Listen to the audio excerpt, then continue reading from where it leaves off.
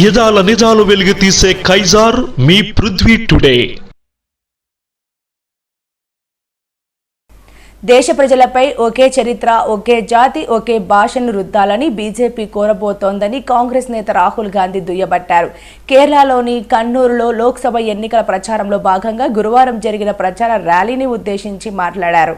Bharat వైవిధ్యతను Congress, UDF ఆమోదిస్తాయని, తాము భిన్న భాషలను, భిన్న సంస్కృతులను, భిన్న చరిత్రను గౌరవిస్తామని చెప్పారు. దేశ ప్రజల విభిన్నమైన భావాలను గుర్తెరిగి అంగీకరిస్తామని అన్నారు. ఉదాహరణకు కేరళ నుంచి మలయాళాన్ని తొలగిస్తే రాష్ట్రంలోని మహిళ తన పిల్లలకు ఈ భూమి గొప్పతనం గురించి ఎలా వివరించగలదని రాహుల్ ప్రశ్నించారు. Malayalam is not just a simple language.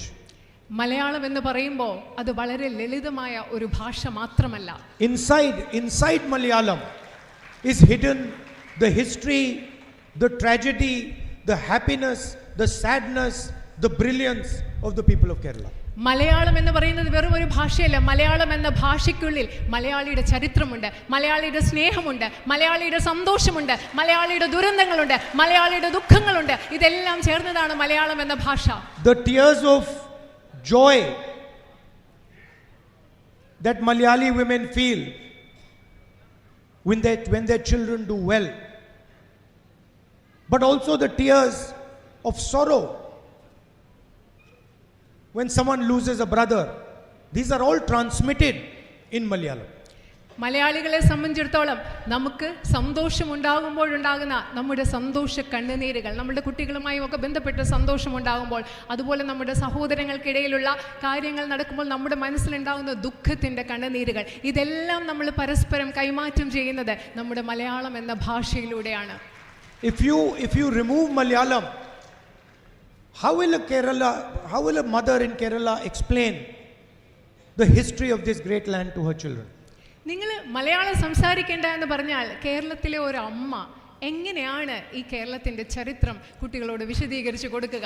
How can she explain it in Hindi or in English?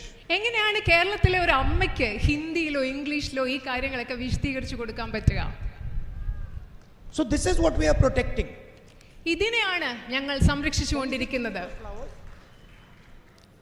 Can you give me those flowers? Flowers, brother. Yeah, I want this. See, this is what India looks like. ശരിക്കും ഈ കയ്യിലിരിക്കുന്ന പൂച്ചെണ്ട് കണ്ടോ? India എന്ന് പറയുന്നത് ഇങ്ങനെയാണ്. ഇതിനെ കാണുന്നത് പോലെയാണ് India. This is also what Kerala looks like. കേരളവും ഇന്ത്യ മാത്രമല്ല, ആ പൂക്കളുള്ള ബൊക്കെ പോലെയാണ് കേരളവും. And this is also what every family in Kerala looks like. കേരളത്തിലെ ഓരോ കുടുംബവും ആ പൂച്ചെണ്ട് പോലെയാണ് ഇരിക്കുന്നത്. Every flower is unique.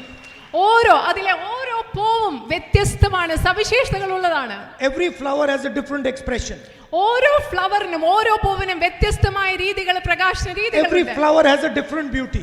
ഓരോ പൂവിനും വ്യത്യസ്തമായ സൗന്ദര്യമാണുള്ളത്. And when you add all the flowers together, they become much more beautiful than the individual flowers. ഈ പൂക്കളെല്ലാം കൂടി ഒരുമിച്ച് നിൽക്കുമ്പോൾ ഇത് ഒറ്റയ്ക്ക് നിൽക്കുന്നതിനേക്കാളും 10 മടങ്ങ് മനോഹരമായി മാറുകയാണ് ചെയ്യുന്നത്.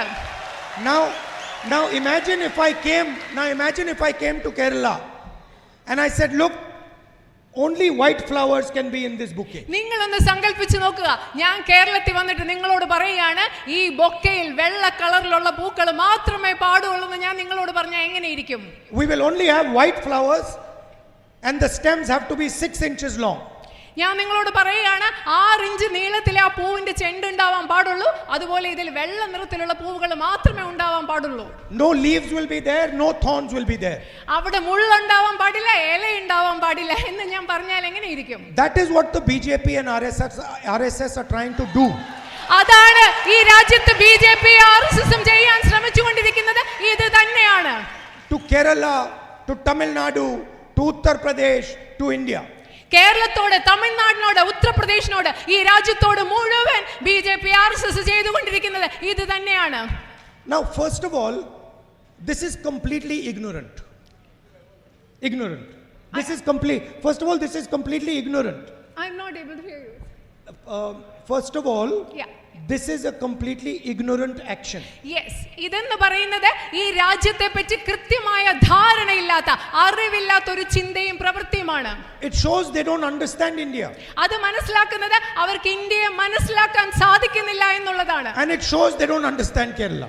അത് മനസ്സിലാക്കുന്നത് അവർക്ക് ഇന്ത്യയും കേരളത്തെയും മനസ്സിലാക്കാൻ ബിജെപിക്ക് ആർഎസ്എസിനും കഴിയുന്നില്ല എന്നുള്ളത് തന്നെയാണ്.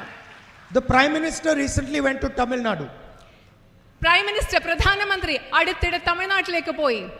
Tamil Nadu has the most brilliant poets like Kerala does.